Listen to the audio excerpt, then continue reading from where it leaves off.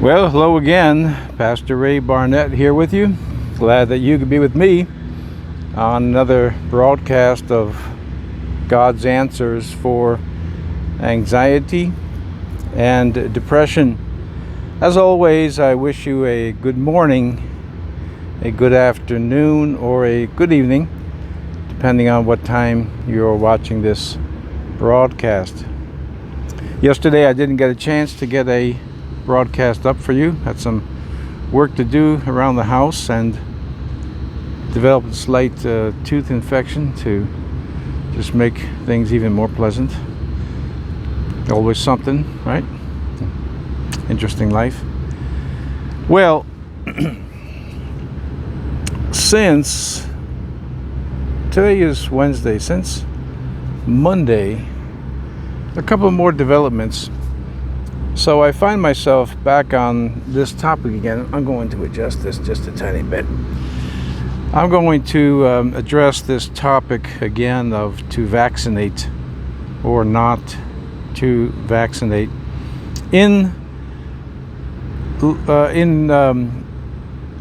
respect to remarks made by our governor here in New York State.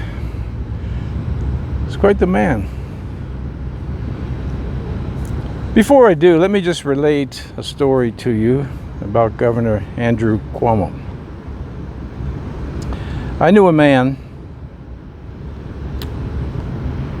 became a good friend of mine, who was a political operative for quite a few years in the Democratic Party. Among the things that he did with his political career is he had worked for Mario Cuomo, Andrew Cuomo's father, here in New York State. Well, finally he retired from politics and we would talk, he and I. Politically, we were as far apart as east from west, but we were friends, which just to begin with shows that you can actually disagree politically and not have to sever every relationship that you have with those that you disagree with or those that disagree with you. In any case, we were on the topic one day a few years ago about the present governor, Andrew Cuomo. And he was sharing with me how when Andrew Cuomo took office, he, this friend of mine, received a phone call directly from him, soliciting him, requesting him to work for him because they knew about his expertise. He had many years in the military. He had just quite a lot of expertise in life, Pentagon level general, brigadier general. This is the friend of mine. And so anyway, when Andrew Cuomo called him up, he said, I will not work for you. And then a kind of I'll use the word badgering went on to my friend, who's a retired brigadier general. He's passed on now. And my friend said to him, are you having a problem listening? I will not work for you. So I said to my friend, I said, well, you know, I can't remember anyone who is more arrogant as a politician, and there's plenty of arrogant politicians. I can't remember a more arrogant politician, and that takes in quite a few people, than the governor that we have here in New York. And he was astonished, and he said to me, how did you know that? I said, well, you know, I'm in the people business. It's not hard, at least not hard for me, to read people and to get a general idea. But in the case of our present governor, he has exceeded many in arrogance and in, well, things that are not good and certainly not indicative of good character. So, yesterday, which would see, that would be July the 27th, Governor Cuomo has a press conference about this vaccine and stated that they, whoever they are, always keep in mind that in the United States of America, we are the government. Anyway, that they would be coming into communities in New York State, knocking on doors.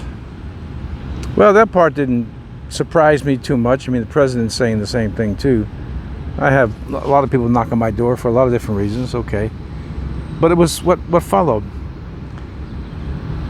We're going to go into those communities, he says, and we're going to knock on doors, he says, and we must get them in the car and get that vaccine in their arm.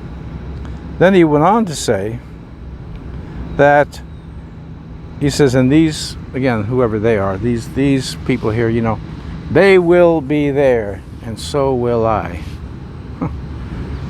Wow, that's quite a statement. I mean, I think a statement like that would even make a mobster blush.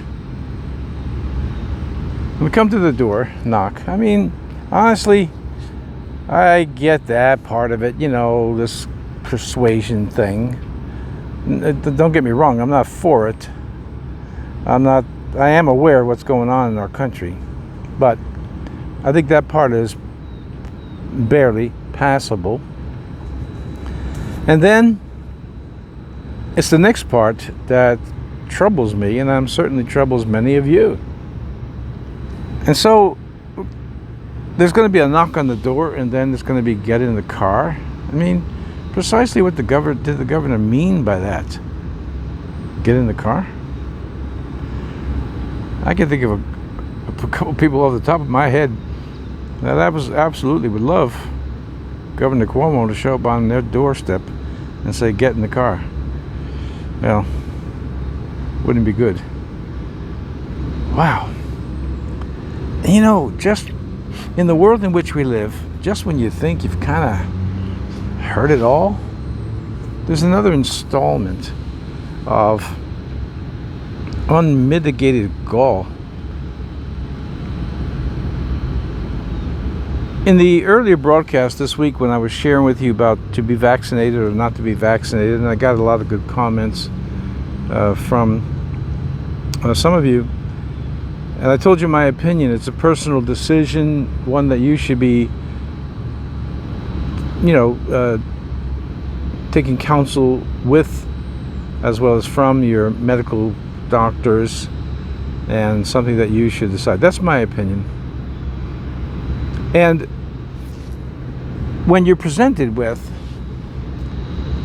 it's not just a mandate. I mean, it's pretty much like a threat. Knock on the door. Got to get these people in the car. I'm laughing because some of you know where I grew up and how I grew up in New York, South Yonkers. I spent 5 years as an amateur boxer. I told you I've hit the 99.9, actually 99.99, which is effectively 100% strength tile for my age. And I'm trying to think, what in the world are they going to send to my door? I have an East German Shepherd that's genetically programmed to be a military canine. I mean, it's just absurd. It's absurd. Get them into the car and get that vaccine in their arm. I told you I have an odd way of finding humor in certain things. I know it's not funny, but obviously Governor Cuomo's got a lot of problems of his own at the moment. Well, what does this have to do with anxiety and depression or mental health disorders? Well, it's like I said earlier in the week.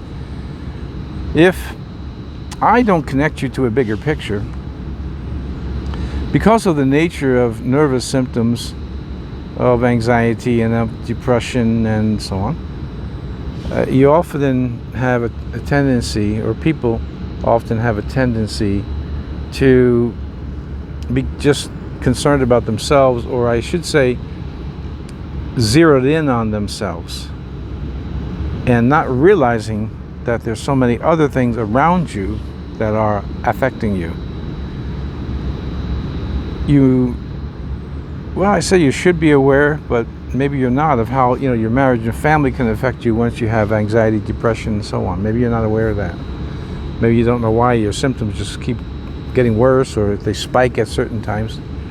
And I'm certain that you're familiar with the term triggers. There are things that trigger anxiety. There are things that actually trigger you to be calm, and so on. Now, in the time in which we live, when we have something like this, now this doesn't affect some of you. You're in different states, and it's not what's going on where it's not happening where you are, but it's happening here for those of us that live in New York. And you have to think to yourself, all right, let me say it this way. So, what do you think my first reaction is, coming from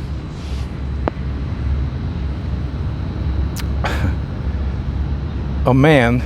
Well, I had some other words in my mind. Coming from a man who says, we're going to knock on your door, get you in the car, get that vaccine in your arm, and I'll be there. Well, where I come from, that is definitely called a threat. I remember my grandmother and some of the older people back then always saying, look at you catch more bees with honey than you do with vinegar. And you would think that someone who's on the level of a governor of one of the most influential states in the United States of America would understand that principle, instead of being a gangster and just saying, we're going to get you in the car. That won't work out well. You would think that he would have more poise and more intelligence to start to show people the reasons, and so on. Instead, this coercion that's going on not only here in New York, but at the federal level as well, is not helpful to anybody.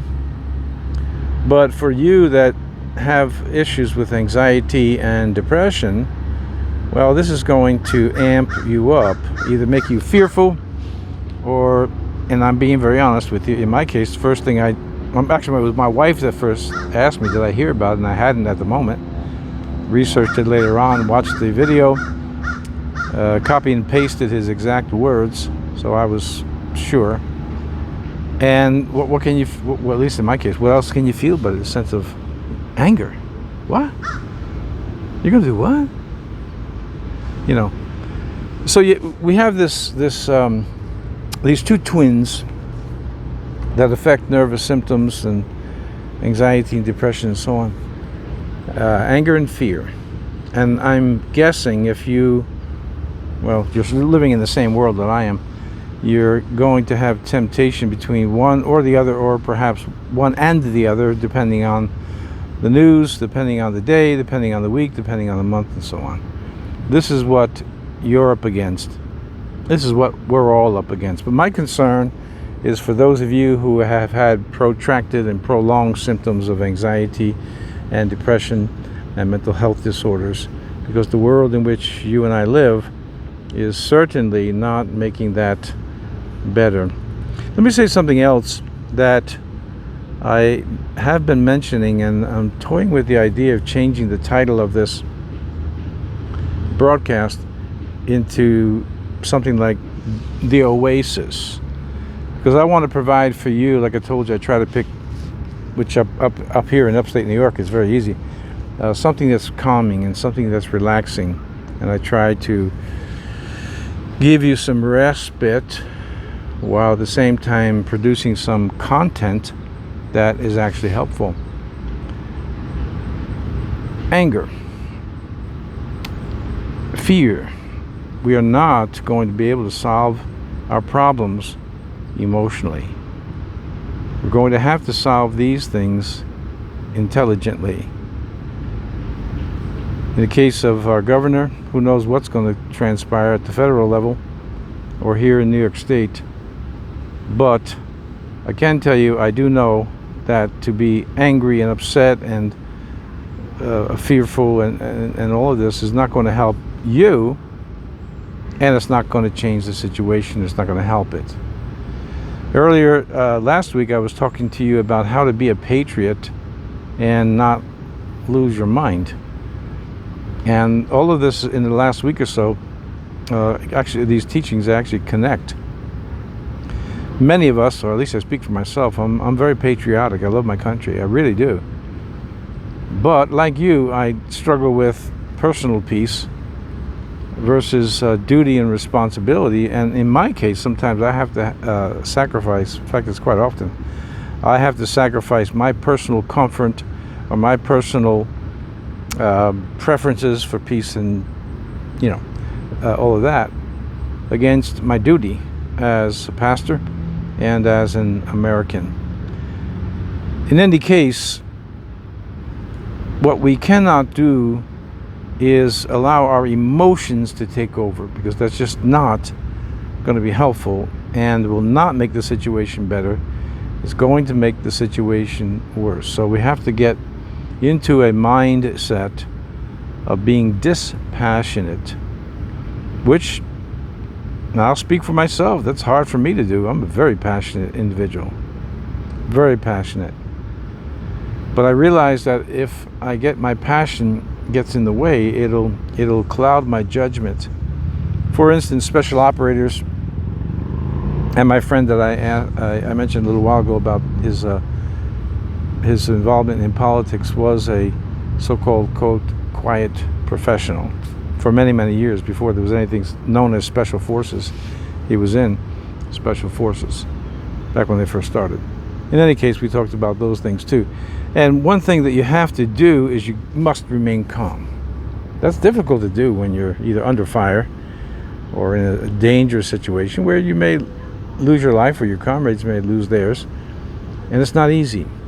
But this is the type of training that you must put yourself through. Let me give you one more example. And so last night, if you're watching the Olympics, Simone Biles steps out of the competition and is citing just some mental issues, whatever they may be. I don't know. Michael Phelps gives commentary on that because I guess he's suffers from depression. And then there's this, I'll say discussion or monologue from Phelps mainly on maybe this will kick off the mental health program or whatever he said. I mean, I watched what he said. I just couldn't remember all his words. And I said, okay, well, yeah, I mean, obviously I'm all for that. My first doctorate was in the Bible and mental health. But you're on the level of an Olympian. And I thought to myself, I remember Terry Stud. Not Stud. Terry, what was her last name? Help me out. Leave me in the comments there. 1996. Stud is not her last name. Here she is. Americans are depending on her. The American team is depending on her. And she goes to the vault, boom, and bam, she twisted or broke her ankle. I forget which it was. But if she didn't score, the American didn't win gold. And so here we watch her coming down, running, sprinting, bump, hit hit the vault and just tumble and land on one foot. Man, that was so inspiring. It's 25 years ago. Now, don't get me wrong, I'm not putting down Simone Biles nor Michael Phelps. I'm just simply saying that this other topic I dealt with of mental toughness is something we must have. It's something you must have. You must develop it in order to overcome your symptoms of anxiety and depression and all the stresses of life, because we're all under a lot of pressure. All right. We, as Americans, will not be coerced by gangsters. Simple. The Bible is very clear. The Bible doesn't talk about Democrats and Republicans. The Bible doesn't talk about liberals and conservatives. It talks about righteous and unrighteous. It talks about wickedness, evil, and good. And that's what we're dealing with. And we have to face it if we're going to have peace, and especially if we're going to have the peace of Christ. All right, that's it for today. As news keeps coming in, I'll keep addressing issues that are affecting your life with the hope that my little teachings here with prayer is going to carry you through these days and through these days ahead. So let's pray. Father, once again, I pray for my friends, and I ask you, God, to give them peace, give them strength, mental toughness, help them to be patriotic without losing their composure, losing their minds. I also ask you, God, to touch each one today and take away the spirit of fear which you have not given to us. I ask you to replace it with peace. In Jesus' mighty name, amen. All right. Once again, ask you for a thumbs up. That keeps this little broadcast on the radar. If you didn't like the broadcast, give me a thumbs down. Either way, works for me. Notifications depends on you subscribing to the channel. So please subscribe to the channel if you're interested in being with us. I say us because we have a following that is very faithful in watching these teachings, and they find them helpful. So if you want to be part of that, please subscribe and hit the notification button, and it's all good. Well, at least God is good. Okay, God bless. Lord willing, I will see you tomorrow, and I do pray that God will give you peace that goes beyond human understanding.